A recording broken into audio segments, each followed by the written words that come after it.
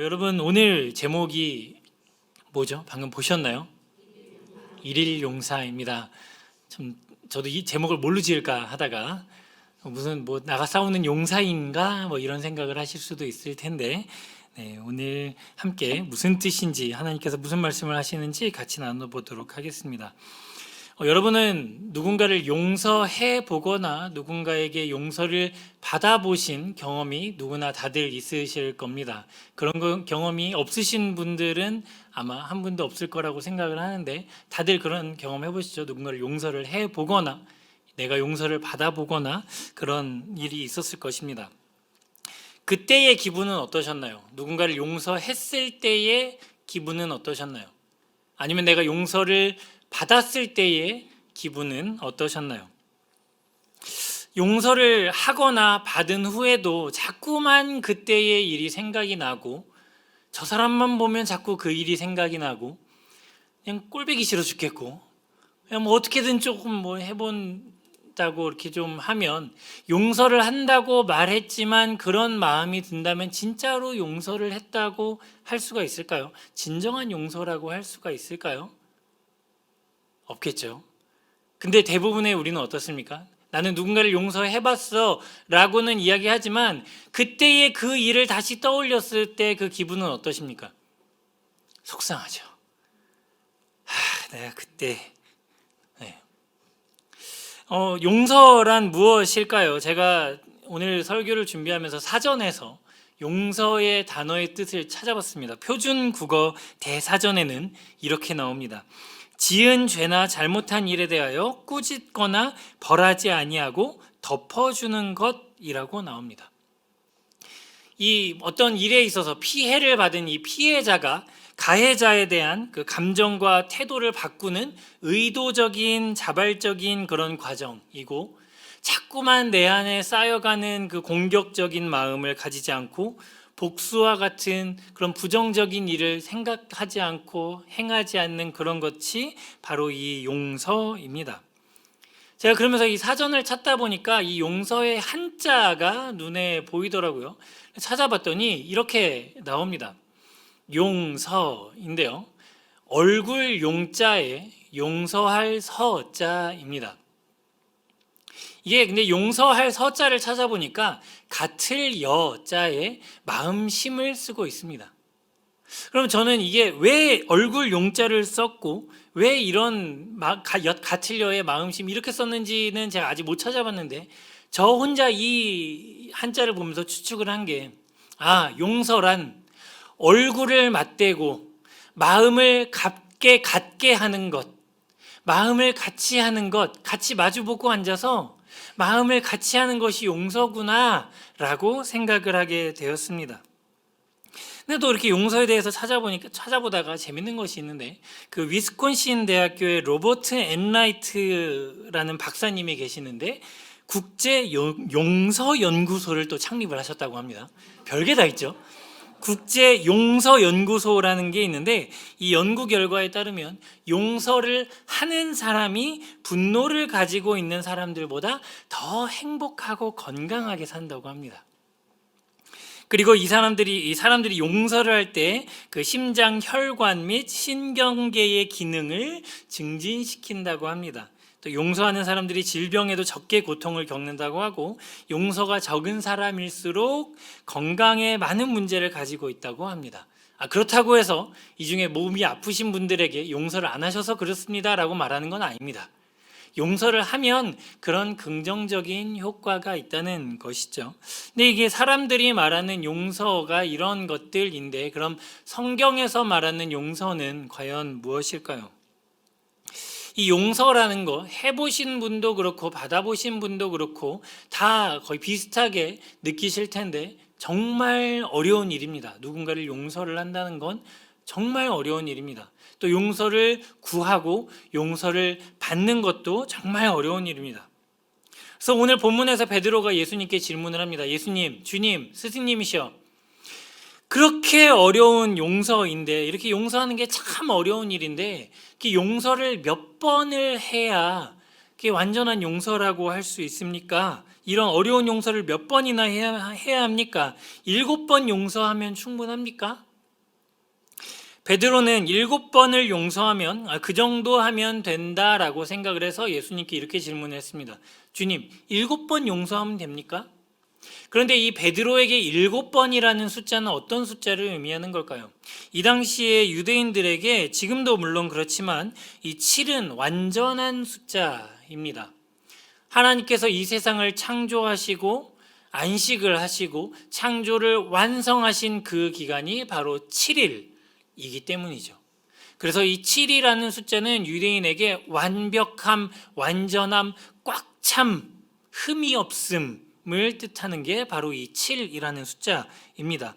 그래서 7년째가 되는 해에 밭을 갈지 않고 땅을 쉬게 하기도 하고요. 또 7년이 7번이 지나고 나면 희년이라고 해서 종을 풀어주고 빚을 탕감해주고 이런 일들이 일어나는 것이 바로 희년입니다. 그리고 노아의 방주에도 짐승들이 또 노아의 가족들이 방주에 타고 7일이 지난 후에 비가 내리기 시작을 했습니다. 그리고 비가 그치고 7일 후에 노아가 비둘기를 내보냈고, 이처럼 7은 모든 것이 완성이 되고 조금도 부족함이 없는 완성된 꽉 찬 숫자입니다. 유대인들은 이 7이라는 숫자를 그렇게 생각을 하고 있습니다. 그래서 베드로가 예수님께 이렇게 질문한 7은 정말 7번 용서하는 하나, 둘, 셋, 넷, 다섯, 여섯, 일곱 번을 이야기를 하는 것이 아니라 우리가 이 완전하다고 생각을 하는 꽉 찼다고 생각하는 이 7번만큼 용서를 하면 되는 것입니까? 라고 질문을 합니다. 자신의 기준에 있어서 그 당시에 그 사회에 자신들의 기준에 있어서 완전하다고 생각하는 만큼 용서를 하면 충분하다고 생각을 한 것이죠. 이런 베드로에게 예수님께서 말씀을 하십니다. 오늘 뭐라고 말씀하셨죠? 7번을 70번까지도 용서를 해라. 너희들이 완벽하다고 생각을 하는, 이 정도면 충분하다고 생각하는 그 7번, 그걸 넘어서서 7번을 70번까지도 해라 라고 말씀을 하십니다. 그럼 정말 7 곱하기 70 해서 490번, 많이 하기는 하네요. 이 490번을 말씀하시는 걸까요? 이 정도 얘기했으면 그건 아니라는 건 아시겠죠? 예수님의 이런 가르침은 그냥 산술적으로 7 곱하기 70 해서 나오는 숫자, 그걸 의미하는 것이 아닙니다. 그냥 과장해서 표현을 하시는 것이죠.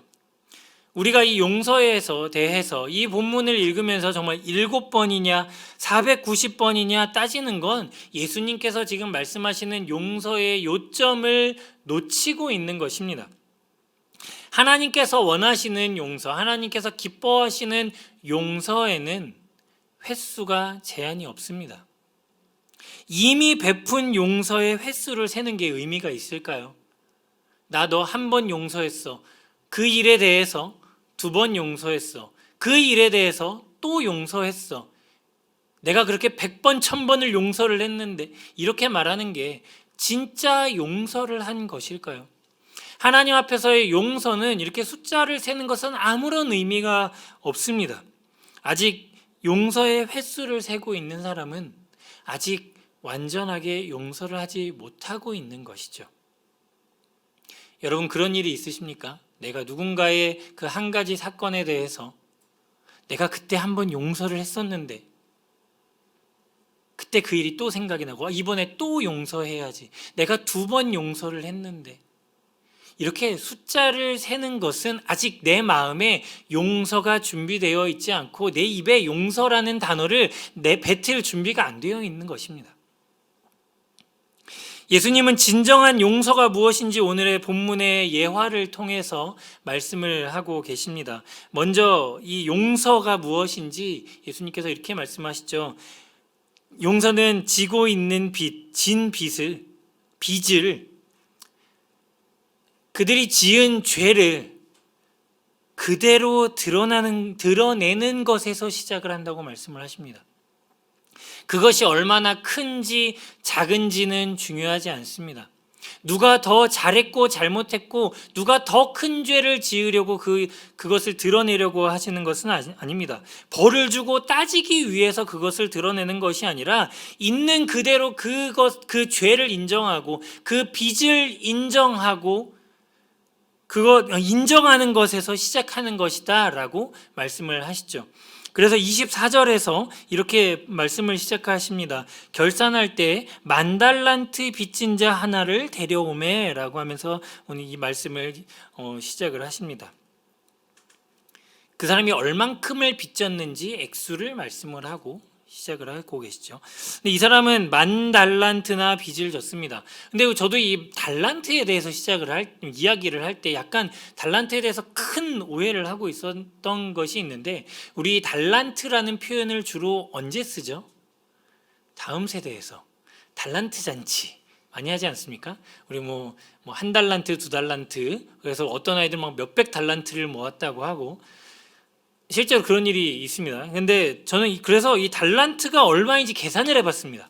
물론 그때의 화폐 가치와 지금의 화폐 가치가 다르기는 하지만 이 달란트가 대체 얼마인가? 1달란트는 6,000데나리온입니다. 근데 이 1데나리온은 그 당시에 노동자의 하루 품삯이라고 합니다. 그럼 그냥 대충 지금으로 따져봤을 때 2023년에 그 최저 시급이 9,260원인데 대충 그냥 10,000원 받는다 치고 하루에 9시간을 일한다 치면 한 데나리온은 9만 원입니다. 그러면 6,000데나리온, 한 달란트는 5억 4천만 원입니다. 그러면 10,000달란트는 5조 4천억 원입니다. 어마어마하죠. 물론 이 사람이 정말 딱 10,000달란트를 빚졌다고 이야기를 하는 것이 아니라 정말 상상할 수 있는 범위를 벗어난 이 어마어마한 돈.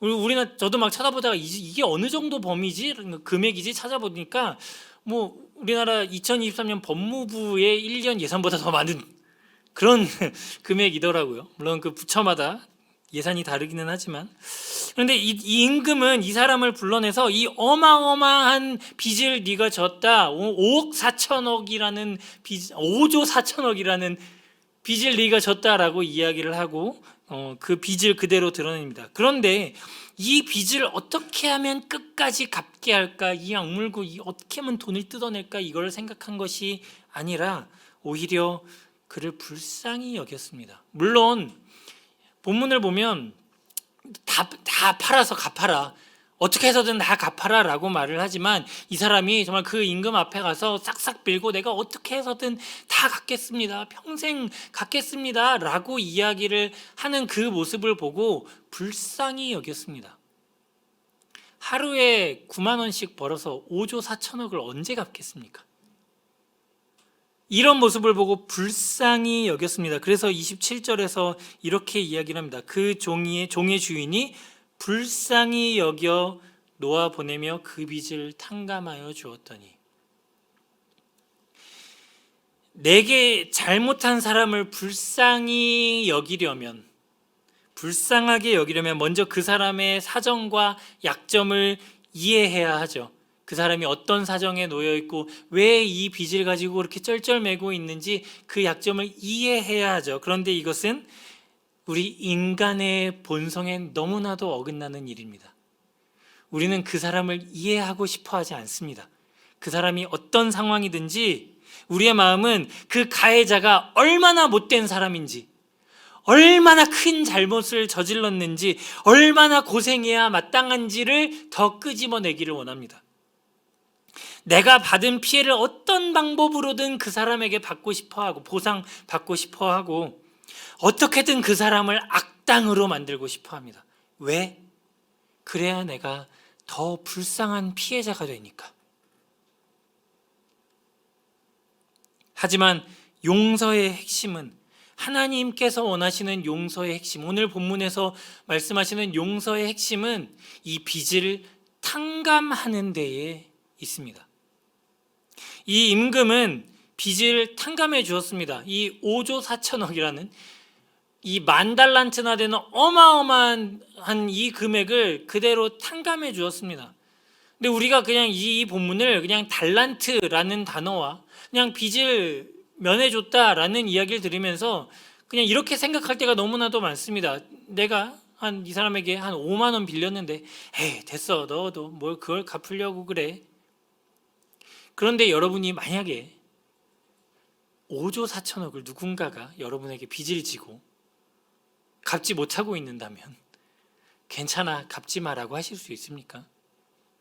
그 못하는 이유 중에 하나가 그 어마어마한 금액을, 그 금액에 대한 피해를 내가 스스로 갚아야 하기 때문이죠. 임금은 5조 4천억, 이 만달란트 그냥 없는 척 하는 것이 아니라 그 만달란트에 대한 피해를 내가 고스란히 져야 하는 것입니다. 그 빚에 대한 값을 내가 치러야 하는 것이죠. 그런데도 이 임금은 이 사람의 그 만달란트나 되는 어마어마한 금액을 탕감해 주었습니다. 그 손해를 자신이 부담했습니다. 받은 피해 때문에 안 그래도 억울한데 그 빚을 자신이 감당하겠다는 것입니다. 여기서 말씀하시는 빚이 무엇이죠? 바로 우리가 짓고 있는 죄이죠. 우리는 하나님 앞에서 어마어마한 죄를 지은 죄인들입니다.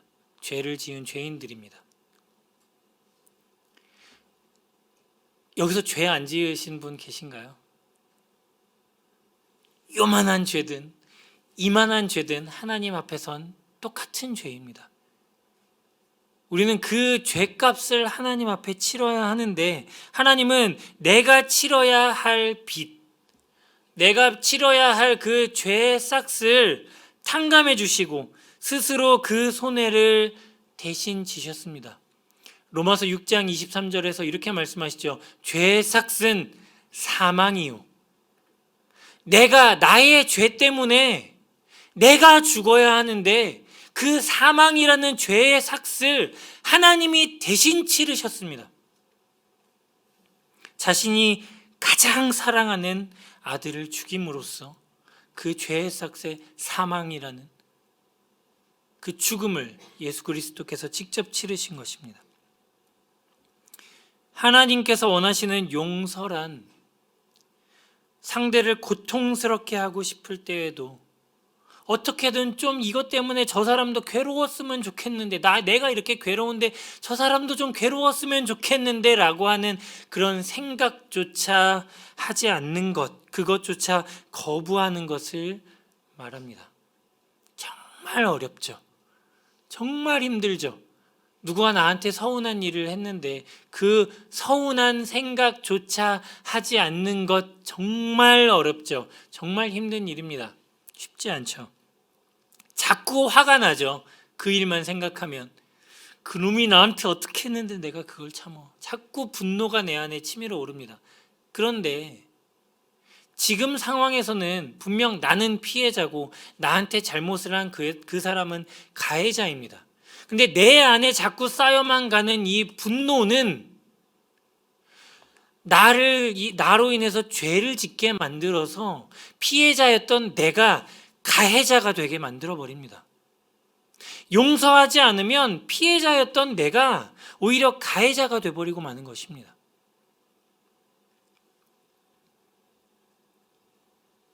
이제 왕은 그를 놓아 보내줍니다. 27절에서 다시 읽어보면 이렇습니다. 그 종의 주인이 불쌍히 여겨 놓아 보내며 그 빚을 탕감하여 주었더니, 이 왕과 종의 관계는 이 빚을 지기 전까지는 왕과 종의 아주 건강한 관계였습니다. 그런데 이 빚으로 인해서 채무자와 채권자라는 깨어진 관계가 되어버렸죠. 용서를 빌어야 하는 사람과 용서를 해야만 하는 그런 깨진 관계가 되었습니다. 빚으로 인해서 깨졌던 채무자와 채권자로 변했던 이 관계가 불쌍히 여기고 놓아 보내줌으로 인해서 관계가 회복이 되고 다시 원래의 관계, 하나님께서 원래 원하셨던 관계, 이들의 관계, 왕과 종의 관계, 원래 회복되었어야 하는 그 관계가 다시 되었고, 이 채무자는 죄인에서 시민이자 종의 관계로 회복이 된 것입니다. 용서라는 것이 어마어마하지 않습니까? 그냥 내가 누군가를 용서한다고 생각을 했는데 그것이 그냥 깨진 관계를 회복하는 것까지 가는 것입니다. 그런데 이 용서라는 단어를 계속 찾다 보니까 제가 참 집착을 하죠. 이 단어 하나를 가지고 국어 사전도 찾아보고 옥편도 찾아보고 이번에 헬라어 사전도 찾아봤습니다. 헬라어 사전을 찾아보면서 이 용서라는 그 단어로 쓰인 아피엠이라는 단어인데 이것을 찾아보니까 이 원어에는 뜻이 떠나다, 포기하다라는 뜻이 담겨져 있습니다. 그런데 이 단어가 어디에 쓰였는지 찾아보고 저는 정말 깜짝 놀랐습니다. 마태복음 4장 20절입니다. 그들이 곧 그물을 버려두고 예수를 따르니라. 그물을 버려두고 예수를 따르니라 할 때 쓰였던 이 버려두고의 이 단어가 바로 용서라는 단어에 쓰인 단어와 같은 단어입니다. 떠나다, 포기하다. 이 제자들은 예수님을 어떻게 따랐죠? 자신들이 살고 있던, 붙잡고 있었던, 자신들이 어떻게든 이것 때문에 살아가야 한다고 붙잡고 있었던 그 모든 것을 버려두고 포기하고 예수님을 따랐습니다. 이전의 것을 버려두고 예수님을 따른 것입니다. 깨졌던 관계에서 떠나가고 내가 지고 있었던, 내가 받아야 할 빚의 값을, 싹을 버려두고 새로운 관계를 향해서, 새로운 모습을 향해서, 회복을 향해서 나아가는 것이 바로 이 용서라는 단어입니다. 여러분은 지금까지 이런 용서를 해오셨나요? 아마 대부분의 우리는 이 정도까지의 용서는 생각도 해보지 못하셨을 겁니다. 그냥 내 기준에 그냥 그 사람에 대해서 더 이상 죄를 묻지 않으면 용서했다고 생각을 했겠죠. 저도 그래 왔으니까요. 그렇다면 우리는 왜 용서를 해야 할까요? 마태복음 18장 35절, 우리의 본문의 35절 마지막에 이렇게 말씀을 합니다. 너희가 각각 마음으로부터 형제를 용서하지 아니하면 나의 하늘 아버지께서도 너희에게 이와 같이 하시리라. 비슷한 말씀을 마태복음 6장에서도 하고 계시는데요. 같이 여러분이 읽어보도록 하겠습니다. 시작. 너희가 사람의 잘못을 용서하면 너희 하늘 아버지께서도 너희 잘못을 용서하시려니와 너희가 사람의 잘못을 용서하지 아니하면 너희 아버지께서도 너희 잘못을 용서하지 아니하시리라. 아멘. 방금 우리가 읽은 두 구절의 말씀에서는 이렇게 말씀합니다. 너희가 용서를 하면, 형제를 용서하면 하나님께서도 너희를 용서를 하실 것이고, 너희가 너희 형제를, 이웃을 용서하지 않으면 하나님께서도 너희를 용서하지 않을 것이다 라고 말씀을 하고 계십니다. 그럼 우리는 이 말씀만 놓고 이렇게 생각을 할 때가 있습니다. 아, 내가 하나님께 용서받으려면 저 사람을 용서해야지. 내가 하나님께 용서받기 위해서 저 사람을 용서해야지라고 생각을 할 수도 있습니다. 그런데 이것은 하나님께서 말씀하시는 의도와는 전혀 다른 해석입니다. 오늘 본문에 방금 우리가 읽은 35절 바로 앞에서 33절에서 예수님께서는 이렇게 말씀하십니다. 내가 너를 불쌍히 여김과 같이 너도 네 동료를 불쌍히 여김이 마땅하지 아니하냐 하시고, 내가 너를 먼저 용서했잖아. 그러니까 너도 가서 용서해야지.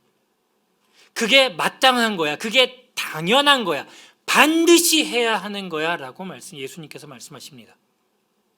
내가 하나님께 용서를 받기 위해 용서를 하는 것이 아니라 이미 우리는 하나님으로부터 용서를 받았기 때문에 우리가 형제를 용서하고 이웃을 용서해야 하는 것입니다. 그리고 또 성경을 계속 읽어보면 왜 우리가 왜 용서해야 하는지 계속해서 말씀을 하고 있습니다. 레위기 19장 17절 18절에서 이렇게 말씀합니다. 너는 내 형제를 마음으로 미워하지 말며 내 이웃을 반드시 견책하라. 그러면 내가 그에 대해서 대하여 죄를 담당하지 아니하리라. 원수를 갚지 말며 동포를 원망하지 말며 내 이웃 사랑하기를 내 자신과 같이 사랑하라. 나는 여호와니라. 아멘. 이 말씀에서 잠깐만 17절 띄워주시면, 이 말씀에서 하지 말아야 할 것, 17절 18절에서 하지 말아야 할 것을 말씀을 하고 있습니다. 미워하지 말고 원망하지 말고 또 18절에서 원수를 갚지 말라고 말씀을 하고 있습니다. 이것을 마음에서 좀 들어오지 않았으면 좋겠는데, 이 원망과 미움이 마음에 들어오지 않았으면 좋겠는데, 우리가 피해라고 말하면 뭔가 큰일을 당한 것 같지만, 이런 누군가가 나에게 잘못을 했을 때, 내가 피해를 받았을 때 그 사람을 미워하지, 요만큼이라도 미워하지 않고 원망하지 않는 건 정말 힘든 일입니다. 그런 마음이 들 수는 있죠. 그런데 하나님께서 말씀하시는 건 이걸 오래 품고 있지 말아라. 원망하지 말고, 원수 갚지 말고, 미워하지 말고, 그러면서 해야 할 두 가지 것을 방금 말씀에서 말씀하십니다. 가해자를 견책하라, 이웃을 견책하라 라고 말씀을 하십니다. 그리고 사랑하라고 말씀하십니다. 여기서 견책이라는 것은 상대의 잘못을 날카롭게 지적하는 것이라고 합니다. 근데 그것을 잘잘못을 따지려고 따지는 것이 아니라, 그 사람이 그 행동을 이제 그만하도록 하기 위해서, 그 잘못한 행동을 이제 그만두고 바른 삶으로 돌아가게 하기 위한 견책을 해라. 그리고 그 이웃을 내 몸과 같이 사랑하라고 말씀을 하십니다.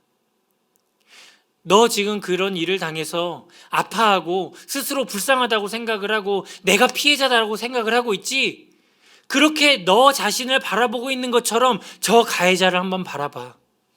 저 사람도 불쌍한 사람이고 용서받아야 할 사람이고 위로받아야 할 사람이야. 그 사람을 가서 사랑하렴. 그리고 레위기 말씀, 우리가 방금 읽었던 레위기 마지막 말씀은 마지막에 강력한 한마디로 우리를 가르치고 계십니다. 18절에서 이렇게 말씀합니다. 원수를 갚지 말며 동포를 원망하지 말며 내 이웃 사랑하기를 내 자신과 같이 사랑하라. 뭐라고 말씀하시죠? 나는 여호와이니라. 나는 여호와이니라 라는 강력한 한마디로 이 말씀을 우리에게 해주고 계십니다.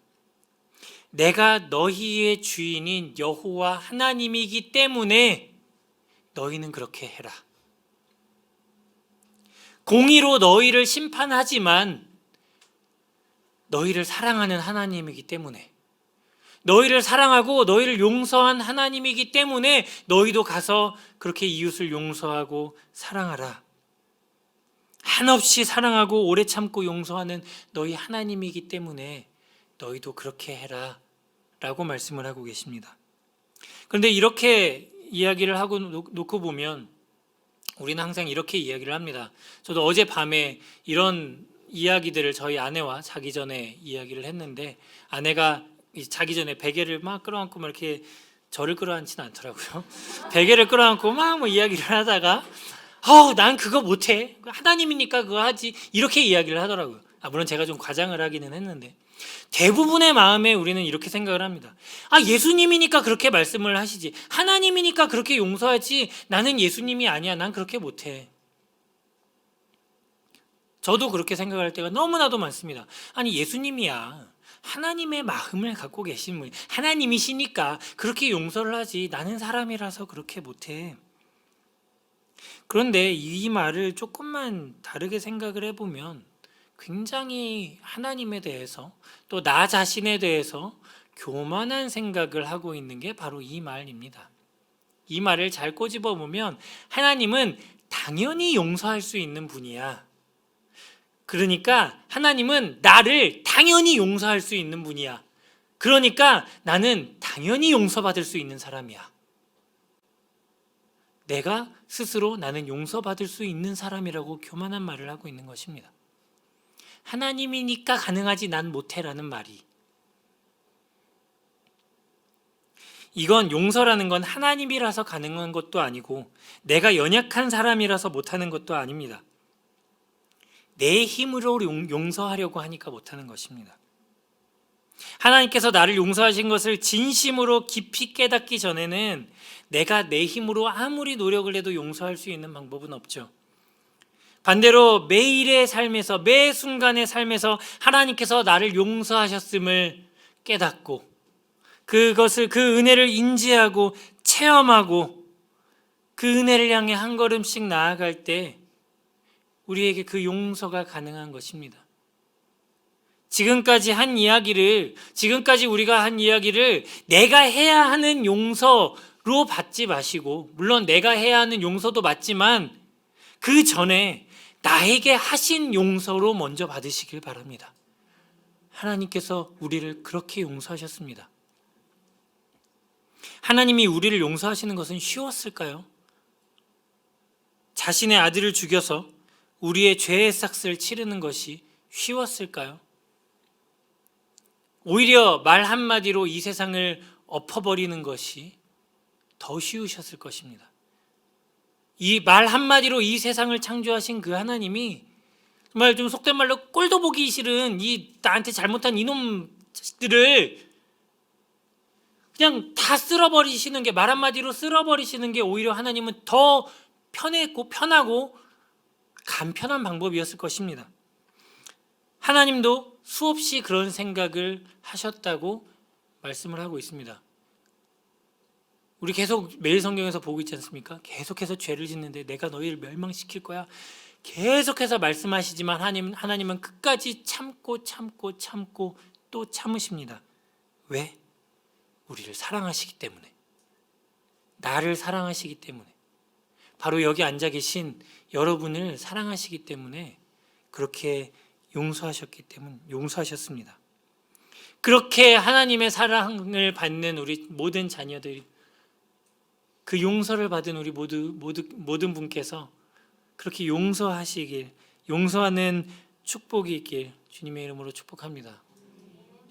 그리고 우리가 왜 또 용서를 해야 할까요? 그리스도인이 반드시 받아야 할 훈련이기 때문입니다. 누가복음 17장 4절 5절에서 이렇게 이야기합니다. 만일 하루에 7번이라도 내게 죄를 짓고 7번 내게 돌아와 내가 회개하노라 하거든 너는 용서하라 하시더라. 사도들이 주께 여짜오되 우리에게 믿음을 더하소서 하니. 아멘. 예수님께서 이렇게 말씀하십니다. 하루에 7번이라도 그 일로 너에게 찾아오더라도 7번, 아까 7의 숫자 말씀드렸죠. 이 의미를 7번이라도 찾아와서 너희에게 그렇게 용서를 빈다면 너희는 그 7번 다 용서해라. 그랬더니 제자들이 이렇게 얘기합니다. 하나님, 주님, 우리는 그런 믿음이 없습니다. 나에게 믿음을 주시옵소서. 우리도 마찬가지죠. 내가 믿음이 부족해서, 내가 믿음이 연약해서 그걸 못해. 내가 아직 믿음이 약해서 용서를 못하겠어. 그럼에도 하나님께서는 우리에게 용서하라고 말씀하십니다. 하루에 7번을 찾아오더라도 7번을 용서하라고 말씀하십니다. 반복해서 훈련하라고 말씀을 하십니다.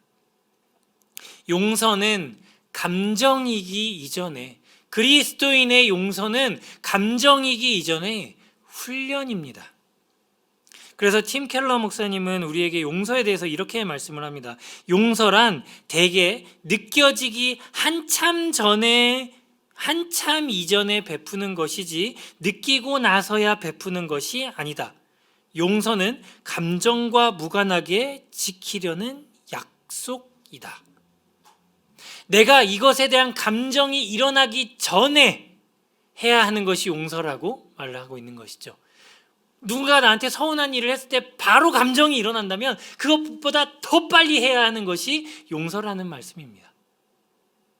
그렇게 즉각적으로 일어나야 하도록 훈련하고 또 훈련해야 하는 것이 용서인 것이죠. 우리는 항상 상대의 잘못이 나의 감정을 얼마나 상하게 했는지, 내가 용서할 수 있는 일인지 없는 일인지 따진 후에 하나님, 저는 용서 못하겠어요. 저 사람 좀 용서해 주세요. 하나님께 대신 용서해 달라고 합니다. 나는 감정을 주체를 못하겠다고, 용서를 못하겠다고. 그리고 나서 분노의 감정이 가라앉아야 그때야 좀 용서를 할 노력을 하죠.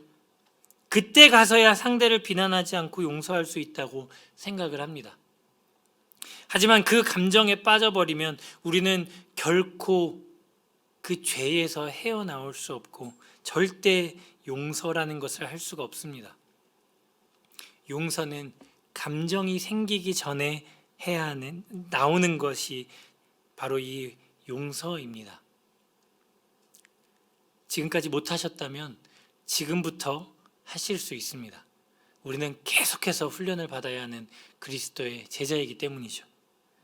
그러다 보면 결국 우리의 마음이 완고해지지 않고 결국 부드러워져서 이 분노의 감옥에서 나오게 될 줄 믿습니다. 말씀을 정리하겠습니다. 하나님은 우리가 도저히 용서받을 수 없다고 생각할 때도 하나님은 우리를 용서하셨습니다. 내가 하나님 앞에 무릎을 꿇으며 이건 도저히 하나님께서 용서하실 수 없을 거야 라고 생각하는 그 순간에도 우리를 용서하셨습니다. 그리고 내가 도저히 용서할 수 없어, 저 사람을 도저히 용서할 수 없어 라고 생각하는 그 순간에도 용서할 수 있게 만들어 주셨습니다. 오늘 본문의 비유를 통해서 예수님은 우리가 영적으로 겸손해지도록 도와주셨죠. 그분은 다른 사람이 우리에게 진 빚을 내가 하나님께 지고 있는 빚과 비교하게 만들어 주시고, 다른 사람이 나에게 진 빚이 얼마나 하찮은 것인지, 그리고 내가 하나님께 진 빚이 얼마나 어마어마한 것인지 여러분 하나님께 5조 4천억, 근데 여러분이 받은 건 요만큼입니다. 그렇기 때문에 우리는 하나님께 이렇게 기도할 수 있는 것입니다. 하나님, 저에게 빚을 갚으라고 요구하지도 않으시고 그 빚의 값을, 그 죄의 삭을 주님의 목숨으로 대신 치르셨습니다. 그러니 제가 무슨 권리로, 무슨 용기로 다른 사람에게 빚을 갚으라고 요구할 수 있겠습니까? 이런 기도를 하실 수 있는 여러분들이 되시길 주님의 이름으로 축복합니다. 여러분이 원수를 갚아야겠다고 생각하는 그것은 분명 하나님께서 갚아주실 것입니다. 우리의 억울함 되갚아 주시고 하나님께서 모든 것을 화평케 하실 줄 믿습니다. 그리스도의 사랑 안에서 하나님의 사랑을 풍성하게 경험해서 겸손해지는 이 영적 가난, 영적 겸손을 경험한 자만이 다른 사람 앞에 너그러운 용서를 베풀 수 있는 영적 풍요를 누릴 수 있는 줄 믿으시길 바랍니다. 하나님께서 자신의 사랑으로 우리를 그렇게 부유하게 하셨으니 다른 사람이 나에게 빚진 그 작은 것은 우리를 결코 가난하게 만들 수 없다는 것을 기억하시고 그렇게 용서하시기 바랍니다. 용서할 만한 믿음이 없다고 이야기를 하는 우리에게 하나님은 이렇게 말씀하십니다. 겨자씨만한 믿음만 있으면 내가 너희에게 가르친 것을 할 수 있다.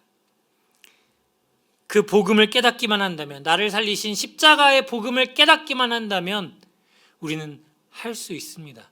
그 복음이 내 마음에 겨자씨만하게 심겨지기만 한다면 우리에게는 용서에 필요한 모든 것이 있는 줄 믿습니다. 십자가에서 죽임당하신 예수님은 자신을 죽이시고 화평을 이루셨습니다. 지금까지 우리가 어떻게 살아왔는지 상관없이, 어떤 죄를 지었는지 상관없이 우리를 사랑하시고 용서를 하시고 하나님의 평화를 베푸셨습니다.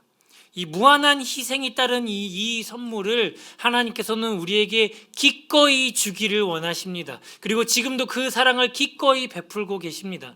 이 무한한 사랑을 받은 우리도 이것을 받아서 이제 똑같이 나눠야 되지 않겠습니까? 이번 주에 새생명 축제가 있습니다. 꼭 새생명 축제 때문만이 아니더라도 이 어마어마한 하나님의 사랑을 전할 수 있는 7번씩 70번도 용서하고 사랑하는 여러분들이 되시길, 주님의 용사가 되시길 주님의 이름으로 축복합니다.